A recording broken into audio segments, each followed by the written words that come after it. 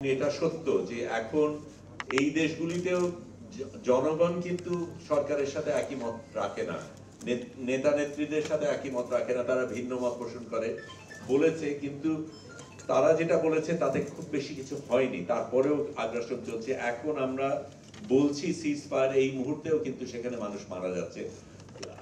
আগ্রাসনের কারণে যেমন মারা যাচ্ছে, দুর্ভিক্ষের কারণেও মারা যাচ্ছে, খাবার না পেয়ে মারা যাচ্ছে, পানি না পেয়ে মারা যাচ্ছে, সেই জিনিসটা চলছে। এবং তখন আমাদের অনেকের মনে হয়েছিল যে শুধু কথা বলে চলবে না, আমাদের কিছু একটা করে দেখাতে হবে। এবং এই যে অবরোধটা করা হয়েছে, যে অবৈধ অবরোধটা করা হয়েছে, সেটাকে আমাদের আক্ষরিকভাবে, ফিজিক্যালি, দৈহিকভাবে এটাকে আমাদের ভাঙার চেষ্টা করতে হবে। সেটা না হলে হবে না। এই মিষ্টি কথা দিয়ে কিচ্ছু হবে না, কিচ্ছু আসে যায় না। সেটা করতে গিয়ে ফ্লোটিলা কিন্তু এর আগেও হয়েছে, 2008 সালে হয়েছে, তখনই প্রথম যারা গাজা পর্যন্ত পৌঁছতে পেরেছিল। তারপরে কিন্তু কোনো ফ্লোটিলা গাজা পর্যন্ত পৌঁছতে পারেনি। কিন্তু এই চেষ্টাগুলি চলছে। সবচেয়ে বড় চেষ্টাগুলির মধ্যে যেটা ছিল সুমুদ ফ্লোটিলা, কিছুদিন আগে যেটা শুরু হয়, সেটা তারা যাত্রা শুরু করে 3রা অগস্টে, 30শে অগস্টে, সরি, 30শে অগস্টে শুরু করে তারা তাদের অপহরণ করা হয় 2রা অক্টোবর। আমরা যাত্রা শুরু করি 30শে সেপ্টেম্বর এবং আমাদের অপহরণ করে 8ই অক্টোবর। আমাদের কিছু আগে, একদিন আগে আরো 8টা ছোট নৌকা এবং পরে আরো 2টো মাঝারি নৌকা রওনা দেয় আমাদের একদিন আগে। আমরা আরো দ্রুত যাই বলে আমরা তাদের সাথে এক জায়গায় পৌঁছে এক সময় অতিক্রম করি। কিন্তু সেটা কথা পরে বলবো। যেটা বলা দরকার সেটা হচ্ছে, আমরা যেটাতে গিয়েছিলাম কনসিয়াস ফ্লোটিলা, এইটা সকল আজ পর্যন্ত যত ফ্লোটিলা হয়েছে তার মধ্যে সবচেয়ে বড়, সবচেয়ে বৃহৎ। আমি তুলনা করার জন্য যদি বলি, আমরা এর আগে সুমুদ ফ্লোটিলাতে প্রায় 50টা নৌকা ছিল, সেটাতে প্রায় 500 জন আরোহী ছিলেন। কাজে গড়ে 10 যদি বলি, আমাদের শুধু একা কনসিয়াসেই 92 জন ছিলেন। কাজে অনেক বড় অন্যগুলির তুলনায়। এবং এটাতে প্রধানত ছিলেন সাংবাদিক এবং মানবাধিকার স্বাস্থ্যকর্মী। সেটার একটা বিশেষ কারণ ছিল, কারণ দুটো জিনিস। একটা হচ্ছে এই অবরোধের কারণে সাংবাদিকদের বিচরণ করতে দেওয়া হয়নি, ইসরায়েল সেটা বাধা দিয়েছে। এবং স্বাস্থ্যকর্মীদের কাজ করতে দেওয়া হয়নি, হাসপাতালকে আক্রমণ করা হয়েছে, মানবাধিকার স্বাস্থ্যকর্মীদের খুন করা হয়েছে, সেটা একটা। এবং এই মানুষগুলির যে কোনো যুদ্ধের পরিস্থিতির মধ্যে এই দুই দল পেশাজীবীদের কিন্তু অবাধ আসা যাওয়ার হওয়ার কথা, সেটা হচ্ছে না। এবং যেখানে ইসরায়েল তাদের নিজেদের মরাল আর্মি হিসাবে বলে, এটা ডেমোক্রেসি হিসাবে বলে, সেখানে আন্তর্জাতিক আইন এরা কিভাবে ভাঙছে প্রত্যেকটা মুহূর্তে এবং ভেঙে পার পেয়ে যাচ্ছে, সেটাকে আমাদের প্রশ্ন করার কথা ছিল। কারণ যেহেতু এই দুই ধরনের পেশাজীবীর ব্যাপারে তাদের সবচেয়ে বেশি আগ্রাসন, সবচেয়ে বেশি ভয় এবং এদের সবচেয়ে বেশি খুন করা হয়েছে, আমরা সিদ্ধান্ত নিয়েছিলাম আমরাই যাব এই অবরোধটা ভাঙার জন্য এবং আমাদের সহকর্মী যারা গাজায় আছে তাদের পাশে আমরা দাঁড়াবো। ওই দায়িত্বটা আমাদের আছে, আমরা মনে করেছি। সেই কারণেই এই ফ্লোটিলাটা বিশেষ করে করা। সুমুদ ফ্লোটিলার প্রধান উদ্দেশ্য ছিল তারা ত্রাণ দেবে। কিন্তু সত্যিকার অর্থে ত্রাণ তো আছেই, শয়ে শয়ে ট্রাক বাইরে দাঁড়িয়ে আছে যারা ঢুকতে পারছে না। কাজে ত্রাণ দেওয়াটা একটা সিম্বলিক ব্যাপার ছিল, যেহেতু ইসরায়েল যেতে দিচ্ছে না, সেইখানে আমরা ত্রাণ দিয়ে, সুমুদ ফ্লোটিলা ত্রাণ দিয়ে, ত্রাণের কারণে যাচ্ছে। আমরা কিন্তু সেই অজুহাতও দেইনি, যদিও আমাদের সাথে অনেক ত্রাণ ছিল, সেটার ভিন্ন কারণ ছিল। কারণ আমরা ধরেই নিয়েছিলাম আমরা যাব এবং গেলে আমাদের কি হবে সেটা জানি না, কতদিন থাকতে পারবো জানি না। আমরা যাতে গাজাবাসীদের উপর বোঝা হয়ে না যাই, সেই কারণে তাদের থেকে, যখন তাদের এত কম আছে, সেখানে আমরা তাদের যারা আছে তার উপর ভাগ না বসাই, সেই কারণে আমরা বাড়তি নিয়ে গেছিলাম। এটা ত্রাণ দেবার উদ্দেশ্যে না, তাদের উপর চাপ না তৈরি, তাদের উপর বোঝা না হওয়ার উদ্দেশ্যে। কাজেই আবার ফিরে যাই, সবচাইতে বড় ফ্লোটিলা আবার আরেকটা জিনিস, এবং এটা নিয়ে অনেকে অনেক কথা বলেছেন, সেই কারণে আমি পরিষ্কার করছি, এই ফ্লোটিলাটা সবচাইতে দ্রুত পৌঁছেছে, সকল ফ্লোটিলার চাইতে অনেক অল্প সময়ের মধ্যে এটা পৌঁছেছে।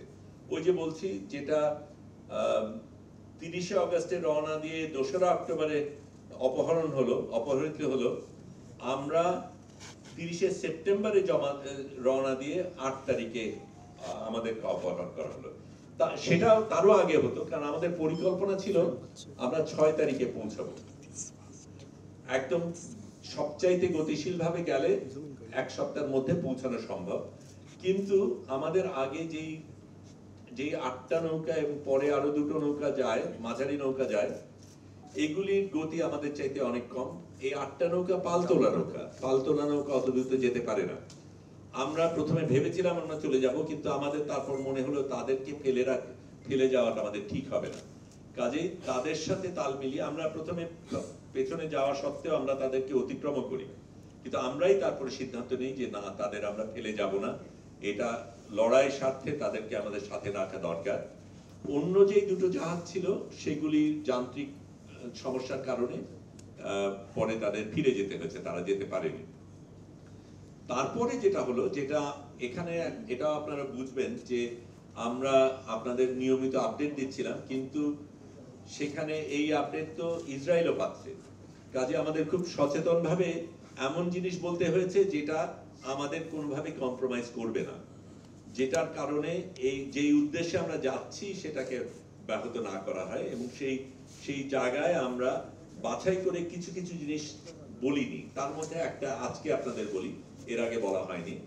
সেটা হচ্ছে, আমরা যখন 6 তারিখে পৌঁছানোর সিদ্ধান্ত নিয়ে দেরি করলাম আমাদের অন্যান্য ফ্লোটিলার কারণে, তখন দেখা গেল আমরা 7ই অক্টোবরে পৌঁছবো, এবং ইসরায়েল বলেই যাচ্ছে যে আমরা হামাস সমর্থনকারী।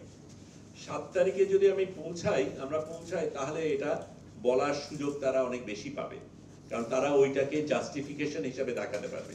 কাজে আমরা ট্যাকটিক্যালি সিদ্ধান্ত নেই যে 7 তারিখে আমরা পৌঁছবো না, 8 তারিখে পৌঁছানোর চেষ্টা করব। কাজে সেই হিসাবে আমরা বাড়তি একদিন ওইখানেই ছিলাম। কেউ দেখেওছেন যে আমরা ট্র্যাকারে দেখেছেন যে আমরা এক জায়গায় কিছুক্ষণ ছিলাম, ওই 7 তারিখে যাতে আমাদের না পৌঁছাতে হয় সেটার কারণে। কয়েকটা জিনিস বলা দরকার, যারা গিয়েছিল তাদের কথা বলি। অসাধারণ কিছু মানুষ এই কনসিয়াস ফ্লোটিলায় ছিলেন, সত্যিকার অর্থে একেবারে লড়াকু মানুষ। হুয়াইদা আরাফ, যার সাথে আমি প্রথম যোগাযোগ করি, আমি পরে আপনাদের প্রশ্নের অন্য উত্তরগুলিও দেব, কিন্তু আমি শুধু জানানোর জন্য বলছি, তিনি কিন্তু প্রথম এই মাবি মারমারাতে ছিলেন, যেখানে তার 10 জন সহকর্মী মারা যায়, তাকে হত্যা করা হয়, খুন করা হয়। তা সত্ত্বেও উনি সব বিপদের কথা জেনে, তার সামনে 10 জনকে খুন করা হয়েছে সেই একই ফ্লোটিলাতে, তারপরেও কিন্তু তিনি গেছেন। যিনি কো ক্যাপ্টেন ছিলেন, 2 জন ক্যাপ্টেন ছিলেন, আমাদের একজন তুর্কিশ ক্যাপ্টেন আর একজন মেডলিন নামে অস্ট্রেলিয়ান একজন ক্যাপ্টেন। তিনি এর আগে বিভিন্ন এই ধরনের বড় বড় অভিযানে গেছেন এবং সেগুলির রিস্কগুলি উনি জানেন। তিনি আবার আমাদের আগে প্রশিক্ষণও দিয়েছেন, সেফটি ট্রেনিং, অনেকগুলি জিনিস আমাদের আগে করতে পেরেছেন। নারী ক্যাপ্টেন। তারপরে নারীদের একটা বড় অংশ ছিল এখানে, শুধু সেটা না, জোহরা, তার একটা পা কাটা, অ্যাম্পিটেট করা, সেখানে একটা আর্টিফিশিয়াল পা নিয়ে তিনি গেছেন। 84 বছরের একজন নারী, প্রেসিডেন্ট ম্যাক্রোর খুব ঘনিষ্ঠ ব্যক্তি, তিনি গেছেন এবং নৌকা থেকে লাইভ ব্রডকাস্ট করে ম্যাক্রোকে প্রশ্ন করেছেন, কেন তুমি এই জিনিস হতে দিচ্ছ। এই ধরনের অসাধারণ কিছু কিছু ব্যক্তি গিয়েছেন এই অভিযানে, কিন্তু যারা জাননি সেটার কথা বলা দরকার। কারণ আমরা মিডিয়ার জন্য করেছিলাম, মিডিয়া এবং স্বাস্থ্যকর্মীদের জন্য। মেইন স্ট্রিম মিডিয়ার একটা ব্যক্তি যায়নি, কোনো একটা ব্যক্তি কোনো মেইন স্ট্রিম মিডিয়ার থেকে এখানে যায়নি। সেই রিস্ক তারা নেয়নি। ব্যক্তিগত রিস্ক বলবো না রাজনৈতিক রিস্ক, সেটার মধ্যে আমি গেলাম না, কিন্তু একটা মেইন স্ট্রিম মিডিয়ার কোনো উপস্থিতি ছিল না, এটা আমাদের মাথায় রাখতে হবে। এবং মেইন স্ট্রিম মিডিয়া কি ভয়াবহ ভূমিকা রেখেছে এই যুদ্ধে, এই লড়াইয়ে, এই জেনোসাইডে, সেটা আমাদের মনে রাখতে হবে।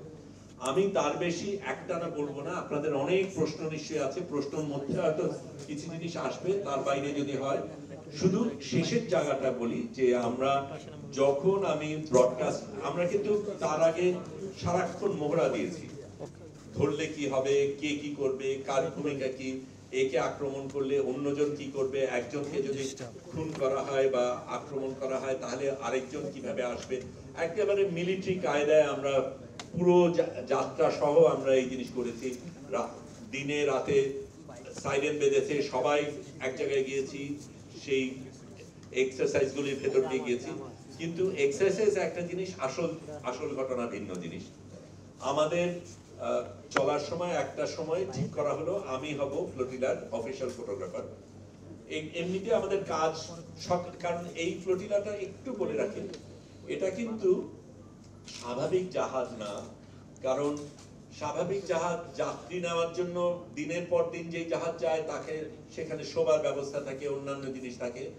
এটা একটা 72 সনে নির্মিত পুরনো একটা জাহাজ, যেটা ছোট ছোট যাত্রার জন্য তৈরি, ফেরির মতো একটা বসার জায়গা আছে, শোবার জায়গা শুধু যারা ক্রু তাদের জন্য আছে।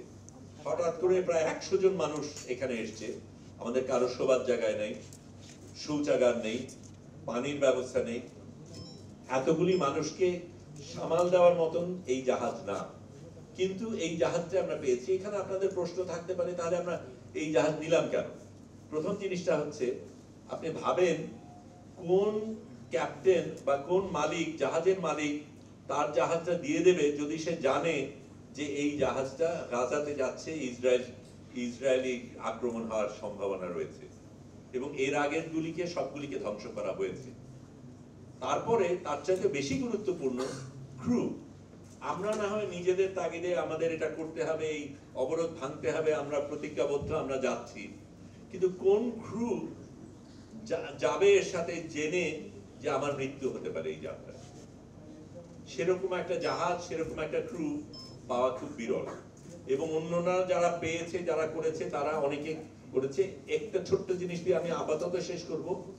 আমি বাংলাদেশ থেকে গিয়েছি, কিন্তু আরো দুজন বাংলাদেশি অরিজিনের ব্রিটিশ নাগরিক, বাংলাদেশ, তাদের বাবা মারা বাংলাদেশি, তারা গিয়েছিলেন সুমুদ ফ্লোটিলায়। রুহি নামে একজন নারী, উনি গিয়েছিলেন অবজারভার ফ্লোটিলাতে, মূল বহরে যাননি, সাথে ছিলেন। তারা ডেঞ্জার জোন পর্যন্ত যাননি, তার আগে গিয়ে ফিরে গেছেন, কারণ তাদের ফ্লোটিলাতে আরো কয়েকজনের একটু সমস্যা হয়েছিল, যে কোনো কারণে তারা ওই পর্যন্ত যাননি।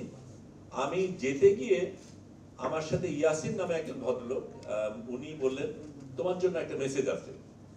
মেসেজটা শুনে দেখি যে ভাই কেমন আছেন, সিলেটি ভাষায়। সেই ভদ্রলোক বলছেন, লিয়াকত নাম, ডাক নাম লিয়াকত, ভালো নাম মোহাম্মদ আলী। এই ভদ্রলোক ইংল্যান্ডে থাকেন, উনি কোরআন শেখান। উনি নিজে আরো 3 জন বন্ধুকে নিয়ে জড়ো করে 28,000 ইউরো জোগাড় করে একটা নৌকা কিনে তারপর ওখান থেকে এই সমুদ্রে যোগদান দেবেন। যোগদান দেওয়ার একটা প্রক্রিয়া রয়েছে, অনেক বাছাই করা ব্যাপার থাকে, কাকে নেবে না, সিকিউরিটির ব্যাপার রয়েছে, নিরাপত্তার ব্যাপার রয়েছে, এর মধ্যে মোসাদ এজেন্ট ঢুকবে কিনা, অনেক রকমের ব্যাপার রয়েছে।